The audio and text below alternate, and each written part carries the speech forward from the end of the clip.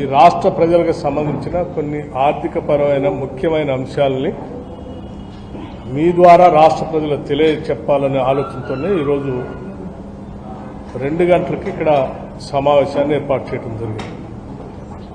వచ్చినందుకు మీ అందరికీ ధన్యవాదాలు. అట్లాగే మీ అందరికీ తెలిసిందే, నిన్న రాష్ట్ర వ్యాప్తంగా ప్రభుత్వం చేత నడపబడుతున్నటువంటి అన్ని రెసిడెన్షియల్ స్కూల్స్, హాస్టల్స్ అన్నిటికీ సంబంధించి పెంచినటువంటి డైట్ ఛార్జెస్ 40% డైట్ ఛార్జెస్ని, అట్లాగే 200% కాస్మెటిక్ ఛార్జెస్ని సంపూర్ణంగా రాష్ట్ర వ్యాప్తంగా కామన్ మెనూ ఉండేటట్టుగా అన్ని హాస్టల్స్లో ఒకటేసారి నిన్న లాంచ్ చేయటం జరిగింది.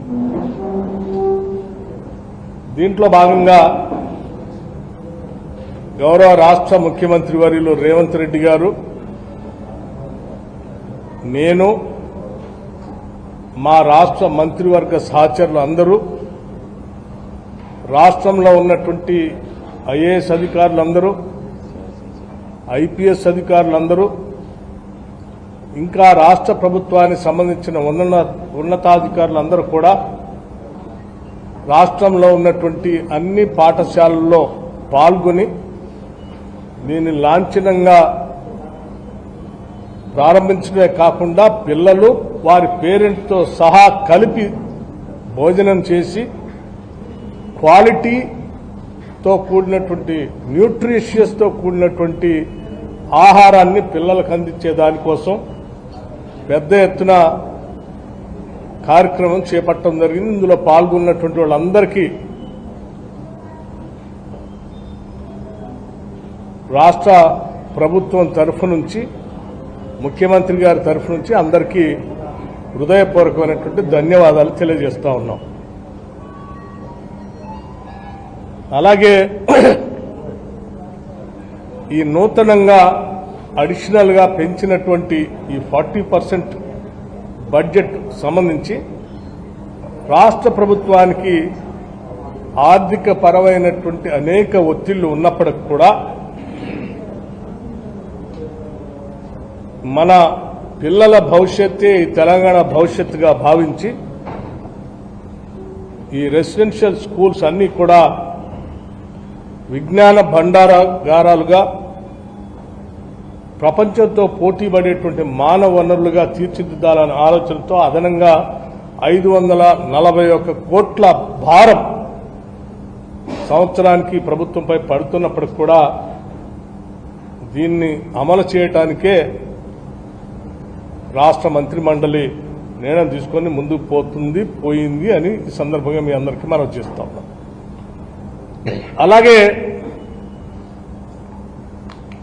సరే, నేను ఈ మధ్యకాలంలో టీఆర్ఎస్ పార్టీకి సంబంధించిన నాయకత్వం, అంటే బీఆర్ఎస్ పార్టీకి సంబంధించిన నాయకత్వం అక్కడక్కడ రాష్ట్ర ప్రభుత్వ ఆర్థిక అప్పులకు సంబంధించి తప్పుడు సమాచారం ఇస్తూ రాష్ట్ర ప్రజలను తప్పుదోవ పట్టించడం కోసం ప్రయత్నం చేస్తూ ఉన్నాం. మా హయాంలో మేము చేసిన అప్పులు 3 లక్షలే అని, లేకపోతే 3.5 లక్షలే అని రాష్ట్ర ప్రభుత్వం ఇచ్చినటువంటి శ్వేతపత్రంలో ఉన్న అప్పులు లెక్కలు అన్ని తప్పు అని ప్రయత్నం, ప్రజల్ని తప్పుదోవ పట్టించడం కోసం ప్రయత్నం చేస్తున్నారు. ఇది వాస్తవం కాదు. ఈ వాస్తవాన్ని ప్రజలకు తెలియజెప్పాలనే ఆలోచనతోనే ఈరోజు మీ ముందు ఇక్కడి నుంచి రాష్ట్ర ప్రజలకు తెలియజేస్తాం. నేను సంపూర్ణంగా లెక్కలతో సహా దేనికి ఎంత అప్పు తెచ్చింది, వీళ్ళు ఎంత అప్పు మొత్తం అయిందనేది నేను అంకెలతో సహా మీ ముందు ఉంచుతా ఉన్నాను.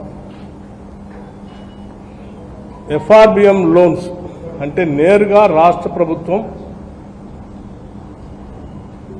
తీసుకున్న అప్పులు, ఉదాహరణకి 2014లో కేవలం 72,658 కోట్లు మాత్రమే ఉంటే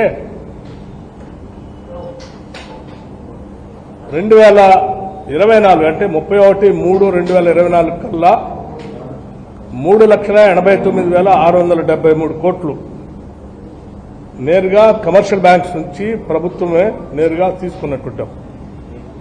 ప్రభుత్వంతో పాటు ప్రభుత్వంలో కొన్ని కార్పొరేట్లను పెట్టి అంటే ప్రభుత్వ రంగ సంస్థల్లాగా సృష్టించి వాటి ద్వారా కూడా అప్పులు తీసుకున్నారు. వాటికి కూడా ప్రభుత్వమే గ్యారంటీ ఇచ్చి తీసుకుంటుంది.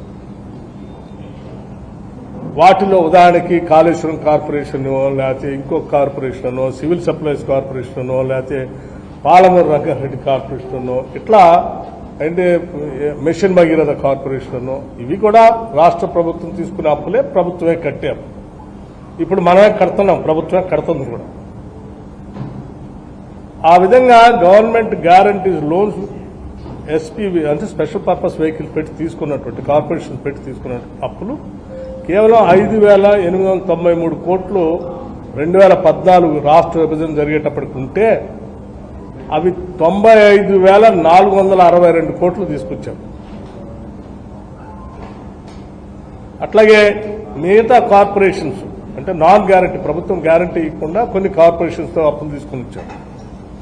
అది 2014 కల్లా జీరో ఉంది, అసలు ఏ రూపాయి లేదు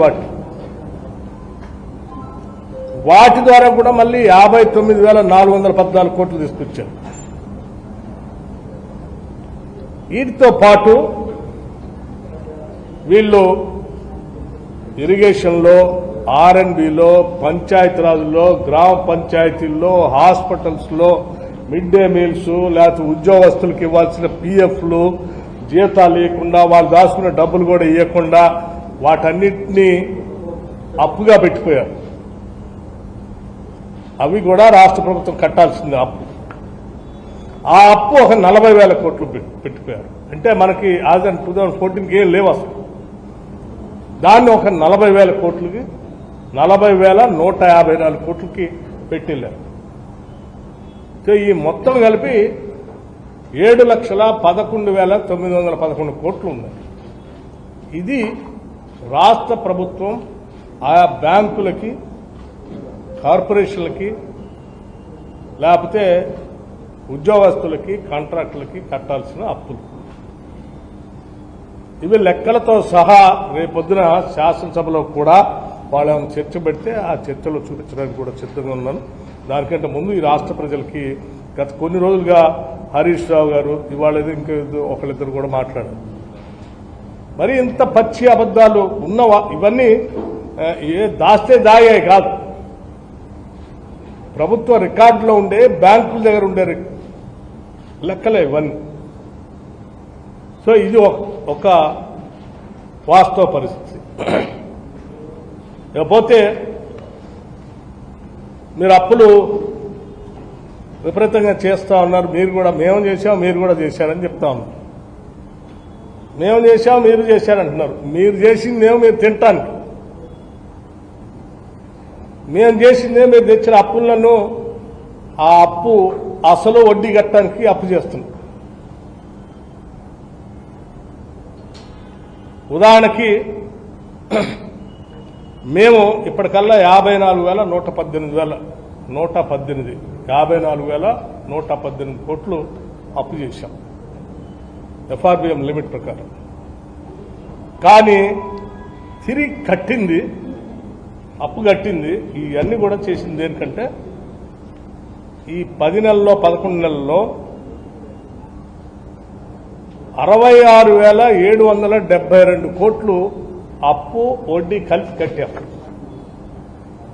అంటే తీసుకున్న అప్పే సరిపోక ఇంకా రాష్ట్ర ప్రభుత్వం నుంచి ఆదాయాన్ని కూడా కలిపి మీరు తెచ్చిన అప్పు మీరు తినడానికి మేము కట్టింది 66,722 కోట్ల రూపాయలు. ఒకసారి ఆలోచన చేయండి. 66,722 కోట్ల రూపాయలు ఇప్పటికల్లా మేము ఈ బ్యాంకులకి, మిగతా వాటికి హార్డ్ క్యాష్ ని కట్టింది. 2014 రాష్ట్ర విభజన జరిగే నాటికి సంవత్సరానికి రాష్ట్ర ప్రభుత్వం బ్యాంకులు కట్టే అప్పు కానీ లేకపోతే వడ్డీ కానీ అసలు కానీ కలిపితే 6,400 కోట్ల రూపాయలు ఉండేది సంవత్సరం మొత్తానికి. 6,400 కోట్ల రూపాయలు మాత్రమే ఉండేది. అటువంటిది 10 సంవత్సరాల్లో 6,400 కోట్ల నుంచి 66,772 కోట్లకి అసలు వడ్డీ కట్టాల్సిన దుస్థితి తీసుకొచ్చారు. ఈ మేం చేసిన అప్పు ఆ అప్పు మీద కట్టే అసలు వడ్డీ కాదు. మహానుభావులు 10 ఏళ్లు చేసినటువంటి అప్పుకి మేము కడుతున్నట్టు. ఇది ఈ లెక్క కూడా దాస్తే దాగేది. ఎందుకంటే మేమంతా బ్యాంకులు కట్టేది లెక్క ప్రకారం ప్రతి నెల బ్యాంకులో కంప్యూటర్స్లో ఆర్బీఐ దగ్గర స్పష్టంగా ఉంటుంది. ఎవరికైనా డౌట్ ఉంటే తీసుకోవచ్చు. ఇది పరిస్థితి. ఏమండి, ఇంత భారం రాష్ట్ర ప్రజల మీద వేసి ఇంకా తగుదనమ్మా అనుకుంటూ బదాన్ని పడి గాయ గాయ గాయ అని అరుస్తా ఉన్నారు. ఓ పక్కన కేటీఆర్, ఇంకో పక్కన హరీష్ రావు. దేనికి? ఇంకో ఆయన మాట్లాడుతాడు రెసిడెన్షియల్ స్కూల్ గురించి ఏం పట్టించుకోవట్లేదు, మేము పోతాం అన్న పని. అసలు మీరు పట్టించుకుంటే 10 ఏళ్ళు పట్టించుకుంటే ఈ పరిస్థితికి వస్తుంది. 10 ఏళ్ళు పెరిగిన ధరలకు అనుగుణంగా మీరు రేట్లు పెంచలేదు కాబట్టే వాళ్ళ పెట్టే భోజనానికి కాంట్రాక్టులు సప్లై చేసేదానికి డబ్బులు సరిపోగా ముక్కిదో ముసిపోయిందో దేనిపై వాళ్ళు సప్లై చేస్తే అందులో పురుగులు వచ్చా లేకపోతే ఇంకేదో ముక్కిపోయినవి వచ్చా. సరైన డబ్బులు పెంచున్నట్లయితే, మేము పెంచినట్టే మీరు పెంచున్నట్లయితే క్వాలిటీ ఫుడ్ దొరికేది, వాళ్ళకి ఆ ఇబ్బందులు కూడా ఉండేవి కాదు. ఇది మీ పాపమే కదా. మళ్ళీ ఇంకో ఆయన పోతాడు ఆ రెసిడెన్షియల్ స్కూల్లో ఏది టాయిలెట్ సరిగా లేదు, నీళ్లు సరిగా లేదు. 10 ఏళ్ళు మీరే కదా కట్టకుండా వదిలేసిన దాన్ని. అందుకే కదా మేము రాగానే ఇంటిగ్రేటెడ్ రెసిడెన్షియల్ స్కూల్స్ అద్భుతంగా ఉండాలని ఇన్ఫ్రాస్ట్రక్చర్ ఇంటర్నేషనల్ స్టాండర్డ్లో తయారు చేసి 5,000 కోట్ల రూపాయలు ఈ సంవత్సరమే ఖర్చు పెట్టి వీటికి కట్టాలని ప్రయత్నం చేస్తా ఉన్నాం. ఇది కాదన్నట్టు ఇంకో ఆయన అంటాడు ఓట్లు కొనట్లేదు, లేకపోతే ఏది బోనస్ ఇవ్వట్లేదు. ఈ రాష్ట్ర వ్యాప్తంగా పండిన ప్రతి గింజని రాష్ట్ర ప్రభుత్వం కొంటా ఉంది. కేవలం వారం రోజుల్లో డబ్బులు కూడా వాళ్ళ అకౌంట్లో ఇస్తాం. సన్నాలు బోనస్ 500 ఇస్తా అన్నాం, 500 రూపాయల బోనస్ కూడా వేసేస్తాం. వ్యవసాయానికి మేము ఇచ్చినటువంటి ప్రాధాన్యత చెప్పినట్టుగానే పండిన హైయెస్ట్ పంట ఈరోజు రాష్ట్రంలో పండింది. అది కూడా మీరు చెప్పిన లక్షల కోట్లు అప్పు తీసుకొచ్చి మేము కట్టామనే కాళేశ్వరం లేకుండా గత ప్రభుత్వాలు కట్టించి ఉంచినటువంటి ప్రాజెక్టుల ద్వారా పారిన నీళ్లతో ఇప్పటివరకు చరిత్రలో లేనంత ఎక్కువ ఉత్పత్తి, ఆ ఉత్పత్తికి సంబంధించిన వరి ధాన్యాన్ని ప్రతి గింజని రాష్ట్ర ప్రభుత్వం కొంటాం. సన్నాళ్ళకి 500 వెంటనే వేస్తాను వారం రోజుల్లోనే. ఒక్కొక్క రైతు కొన్ని చోట్ల 25 క్వింటాలు వస్తున్నాయి, కొన్ని చోట్ల కొద్దిమంది బాగా పండిస్తే 30 క్వింటాలు కూడా వస్తాం. బాగా లేకపోతే 20 క్వింటాలు.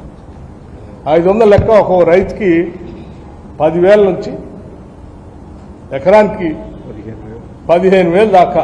ఒక రైతుకి 10,000, 12,000, 15,000 ఓన్లీ బోనస్ మీద పడుతున్నాయి. మేము ఇచ్చేటువంటి మిగతా కాకుండా, సపోర్ట్ ప్రైస్ కాకుండా. అట్లాగే రైతులను మోసం, రైతులకి మేము చేసినంతగా మీలాగా ₹1,00,000 రుణమాఫీ చేస్తా అన్నారు.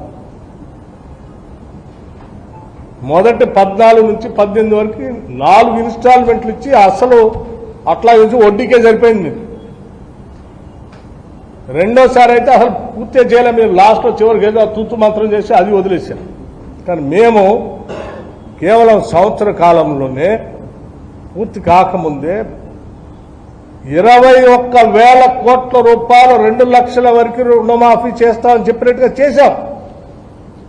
Not 1 rupee 2 rupees, 21,000 crores.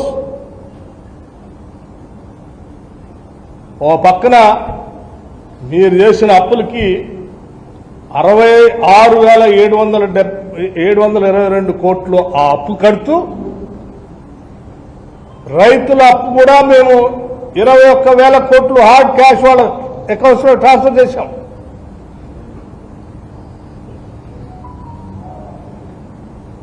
Record టైంలో బహుశా భారతదేశ చరిత్రలో ఏ రాష్ట్రం కూడా ఒక సంవత్సర కాలంలో ఇన్ని వేల కోట్లు, 21,000 కోట్లు ఒక సంవత్సర కాలంలో 2 లక్షల రుణమాఫీ పేరు మీద ట్రాన్స్ఫర్ చేసింది ఎక్కడా లేదు. First of it's kind Telangana రాష్ట్ర, ఇది దేశానికి మొత్తానికి ఇది ఒక పెద్ద ఆదర్శం. అట్లాగే రైతు భరోసా మేము రాగానే 7,625 కోట్ల రూపాయలు వేసాం. రైతు బీమా మీ హయాంలో పూర్తి బంద్ చేశారు. ఫార్మర్స్ అందరికీ ఇన్సూరెన్స్ కట్టేది పూర్తి బంద్ చేశారు. మేము రాగానే రైతు బీమా కట్టాము. అప్పుడు 1,514 కోట్ల రూపాయలు, 1,514 కోట్ల రూపాయలు రైతులు కట్టాల్సిన ఇన్సూరెన్స్ ప్రీమియంని గవర్నమెంట్ కట్టింది. మీరు 10 ఏళ్ళు కట్టలే. అట్లాగే మీరు 10 ఏళ్ళు మైక్రో ఇరిగేషన్ సంబంధించి పూర్తిగా బంద్ చేశారు. సబ్సిడీ, డ్రిప్ ఇరిగేషన్ లాంటి. మేము 55 కోట్ల రూపాయలు మైక్రో ఇరిగేషన్కి డబ్బులు అలాట్ చేశాం, ఇచ్చాం, ఖర్చు పెట్టాం. National mission on edible oils కింద ఆయిల్ పామ్కి 40 కోట్ల రూపాయలు రిలీజ్ చేశాం. సీడ్స్ ఫార్మర్స్కి ఇచ్చేది మీరు చేయలేదు, 36 కోట్ల రూపాయలు రిలీజ్ చేశాం. విత్తనాలు మొత్తం 29,888, అంటే నియరింగ్ అబౌట్ 30,000 crores. 30,000 కోట్ల రూపాయలు ఈ రాష్ట్రంలో ఉన్న రైతులకి ఏది నేను చెప్పే బోనస్ కింద ఇచ్చిన డబ్బులు అవి కాకుండా రైతుల కోసం మేము డిసెంబర్ నుంచి ఈనాటి వరకు నియరింగ్ అబౌట్ 30,000 కోట్ల రూపాయలు వారికి నేరుగా ఖర్చు పెట్టాం, ఇచ్చాం క్యాష్. అట్లాగే ఇది నేను వీటితో పాటు ఇంకా చేసినవి కూడా వ్యవసాయ పంపు సెట్లకు సంబంధించి ప్రతి నెల రోజు మేము సబ్సిడీ అమౌంట్ కడతా ఉన్నాం. అగ్రికల్చర్ బోర్వెల్స్ సంబంధించి 28 లక్షల పంప్ సెట్లు ఉంటే వాటికి ఇప్పటి వరకు మేము కట్టింది 11,270 కోట్ల రూపాయలు. ఎలక్ట్రిసిటీ డిపార్ట్మెంట్కి డబ్బులు కడుతున్నాం నేరుగా. It is not just like that. మీలాగా మేము అప్పు పెట్టుకోలే, మేము కడుతున్నాం. 11,270 ప్రతి నెల డబ్బు చెల్లిస్తున్నాం. అట్లాగే ఈ వ్యవసాయానికి పనికొచ్చేటువంటి ప్రాజెక్టులు, ఇరిగేషన్ ప్రాజెక్టులు కంప్లీట్ చేయడం కోసం మీరు పెండింగ్ పెట్టిపోతే బిల్లులు ఇరిగేషన్ సంబంధించి 9,795 కోట్ల రూపాయలు, 9,795 కోట్ల రూపాయలు ఇప్పటికి బిల్లు చెల్లించాము ఇరిగేషన్ సంబంధించి వ్యవసాయం కోసం. ఇవి మొత్తంగా కలిపితే ఇవి ఒక 21,065 కోట్ల రూపాయలు. అవి ఇవి కలిపితే 50,953 కోట్ల రూపాయలు కేవలం వ్యవసాయానికి, రైతుల కోసం నేరుగా హార్డ్ క్యాష్. వాళ్ళు శాంక్షన్ చేసి వచ్చే సంవత్సరం ఆ సంవత్సరం రిలీజ్ చేయటం కాదు, నేరుగా క్యాష్ రిలీజ్ చేసి రైతుల కోసం చేసి. బట్ మీరేం చేయలేదు. ఇవే కాదు, పంట నష్టపరిహారం ఎకరానికి 10,000 లెక్క చెల్లించినాం. మీరు 10 ఏళ్లలో పంట ఎక్కడ నష్టపోయినా పట్టించుకోవాలి. మేము దాన్ని కూడా అంచనా వేసి ఎకరానికి 10,000 లెక్క ఇచ్చాం. మళ్ళీ పంటకి ఇన్సూరెన్స్ చేపించడం కోసం దానికి సంబంధించిన ఫైల్ కూడా తయారు చేస్తున్నాం.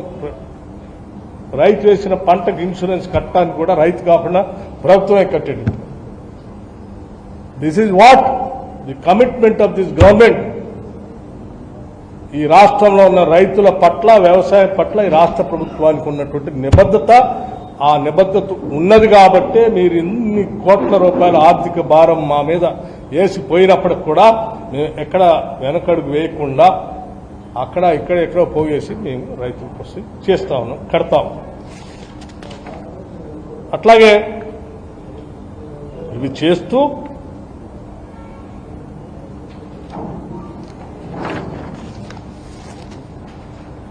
భూమి లేని నిరుపేద ప్రజల గురించి కూడా ఆలోచన చేస్తాం.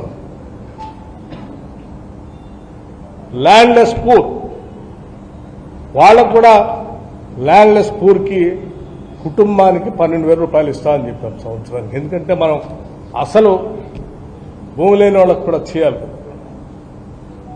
మేము చెప్తా ఉన్నాం, దానికి కూడా మేము వెనకడుగు వేయట్లేదు. ల్యాండ్లెస్ పూర్, ఈ రాష్ట్రంలో ఉన్నటువంటి భూమి లేని నిరుపేద కుటుంబ అందరికీ ఇదే నెల డిసెంబర్ అఖిల భారత కాంగ్రెస్ కమిటీ దేశ స్వాతంత్ర్యం కోసం ఆవిర్భించినటువంటి పార్టీ, తెల్లవాళ్ల బ్రిటిష్ వాళ్ల చేతుల్లో నలిగిపోతున్నటువంటి ఈ జాతికి విముక్తి కలిగించడం కోసం ఆనాడు అఖిల భారత కాంగ్రెస్ కమిటీ ఉద్భవించినటువంటి రోజు డిసెంబర్ 28, 1885. ఆ డిసెంబర్ 28, ఈ నెల 28 నాడు ఆ పార్టీ ఆవిర్భావోత్సవం రోజు పేద ప్రజల కోసం, ఈ దేశం కోసం ఆలోచన చేసే పార్టీ కాబట్టి ఆ డిసెంబర్ 28 నాడు ఆ ల్యాండ్లెస్ పూర్కి కూడా మేము ప్రతి కుటుంబానికి 12,000 రూపాయలు 2 ఇన్స్టాల్మెంట్స్ లో ఇస్తా అని చెప్పాం సంవత్సరానికి. మొదటి ఇన్స్టాల్మెంట్ 28వ తారీఖు నాడు వేయబోతాం. అట్లాగే ఆల్రెడీ మా ముఖ్యమంత్రి గారు రేవంత్ రెడ్డి గారు మనం చెప్పేశారు, రైతు భరోసా సంబంధించి కూడా పంటను పండించడానికి రైతులకు ఇచ్చేటువంటి ప్రోత్సాహాన్ని కూడా సీరియస్ గా అమలు చేయాలని ఈ రాష్ట్ర ముఖ్యమంత్రి, యావత్ మంత్రిమండలి మొత్తం కూడా చాలా స్పష్టంగా నిక్కచ్చిగా ఉంది. దానికి సంబంధించి కూడా సంక్రాంతి పండుగ నాటికల్లా చేస్తామని ముఖ్యమంత్రి గారు మాటిచ్చారు. దాన్ని కూడా అమలు చేయడానికి రాష్ట్ర ప్రభుత్వం తయారవుతాం. ఇది రైతుల పక్షాన, వ్యవసాయ పక్షాన, ఈ రాష్ట్ర ప్రజల పక్షాన ఈ కాంగ్రెస్ పార్టీకి ఉన్నటువంటి నిబద్ధత. మీలాగా గాలి మాటలు మాట్లాడి ఉన్నది లేనట్టు, లేనిది ఉన్నట్టు భ్రమలు కల్పించి ప్రజలను మభ్యపెట్టి పోవాలనే ఆలోచన లేవు. దయచేసి ఇలా తప్పుడు వార్తలతో సోషల్ మీడియాలో ముఖ్యమంత్రి పైన, ఈ ప్రభుత్వం పైన తప్పుడు కథనాలు రాస్తూ ప్రచారం చేస్తూ బతికేద్దాం అనుకుంటే ప్రజలు ఎవరు నమ్మరు. ఎందుకంటే నేరుగా వారి అకౌంట్కి డబ్బులు పోతే వాళ్ళకి తెలుసు. మీరు వేయట్లేదంటే వాళ్ళ ఇంట్లో వస్తున్నాయో లేదో వాళ్ళకి తెలుసు. మీరు ఉద్యోగాలు వేయట్లేదంటే వాళ్ళకి తెలుసు. ఎంతమందికి ఉద్యోగాలు ఇచ్చామో, ఉద్యోగాలు పొందినటువంటి నిరుద్యోగ యువతి యువకులు అందరూ తెలుసు. మీరు కాళ్ళలో కట్టబెట్టి పబ్లిక్ సర్వీస్ కమిషన్ జరగకూడదని కేసులు వేసినా, ఆపాలని ప్రయత్నం చేసినా ఆపకుండా 56,000 మంది నిరుద్యోగ యువతి యువకులకి ఇప్పటికే నియామక పత్రాలు ఇచ్చి ముందుకు పోతా ఉంది ప్రభుత్వం. అట్లాగే ఇందిరమ్మ ఇళ్లకు సంబంధించి ఇంకొక 22,500 కోట్ల రూపాయల బడ్జెట్తో ప్రతి శాసనసభ నియోజకవర్గంలో ఈ సంవత్సరం, ఈ ఆర్థిక సంవత్సరంలోనే 3,500 ఇళ్లు తగ్గకుండా, ఇంటికి 5 లక్షలు తగ్గకుండా శాంక్షన్ చేసే కార్యక్రమాన్ని కూడా మొదలుపెట్టాం. 22,500 కోట్ల రూపాయలు. ఇవన్నీ ప్రజల కోసం మేము చేసే కార్యక్రమాలు. ఈ వాస్తవాలు మీ ద్వారా రాష్ట్ర ప్రజలకు తెలియాలన్నటువంటి ఆలోచనతో ఈరోజు మీ మధ్య కూర్చొని ఈ వాస్తవ విషయాలన్నీ చెప్పాను. దయచేసి వాస్తవాల్ని వాస్తవాలుగా ప్రజలందరికీ అందిస్తారని నేను ఆశిస్తూ ముగిస్తా ఉన్నాను. నమస్కారం.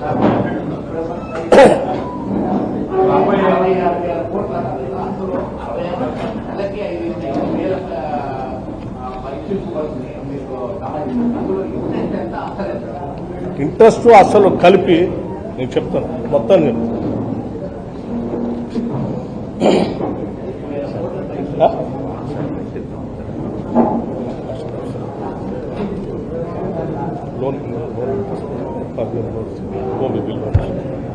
మీకు 21,000 కోట్ల రూపాయలు ఆఫ్ బడ్జెట్ బారోయింగ్స్ మీద తీసుకున్నటువంటి కట్టింది 21,300 ప్రిన్సిపల్ అమౌంట్ ఇప్పటివరకు కట్టింది 17,091 కోట్లు. ఎఫ్ఆర్బిఎం లోన్స్ మీద ఇంట్రెస్ట్ కట్టింది 28,314 కోట్లు.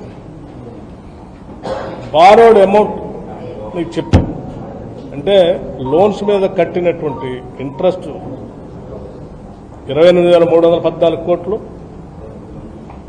ప్రిన్సిపల్ అమౌంట్ 17,091 కోట్లు, ఆఫ్ బడ్జెట్ బారోయింగ్స్ మీద కట్టింది 21,316 కోట్లు, మొత్తం కలిపితే 66,722 కోట్లు.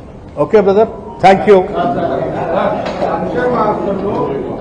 ఏడాది 53 మంది విద్యార్థులు చనిపోయారు. సంక్షేమ బాట పట్టిన బస్సులు పిక్నిక్ పర్యటనలాగా ఉందని బీఆర్ఎస్ నేతలు విమర్శిస్తున్నారు. మిత్రమా, నేను ఎప్పటివరకు చెప్పిన సమాచారం అంతా మీరు వినుంటే చెప్తున్నాను కదా. గాలికి బతుకుదాం అనుకున్నట్టు, ఉన్నది లేనట్టు లేనిది ఉన్నట్టు భ్రమలు కల్పించి ఆ సోషల్ మీడియా యూనివర్సిటీలో బతుకుదాం అనుకున్నటువంటి నాయకులు చెప్పేటువంటి మాటలు అవన్నీ. అందుకోసమే నిన్న రాష్ట్రం అంతా ఒక్కటే సార్, నాట్ ఓన్లీ విద్యార్థులు, ఈవెన్ తల్లిదండ్రులు కూడా, పేరెంట్స్, మీడియాతో సహా అన్ని స్కూల్స్లో జరిగిన వాస్తవాలు మీరు అంతా చూసి ఉంటారు. అది చూడటం కోసమే ఇటువంటి తప్పుడు ఏంటి మాట్లాడేటువంటి వాళ్ళ వాస్తవ స్వరూపం బయటికి రావాలని మేము ఆ కార్యక్రమం పెట్టి మీ అందరికి చూపించాం. Thank you. అంటే రాజశేఖర రెడ్డి గారు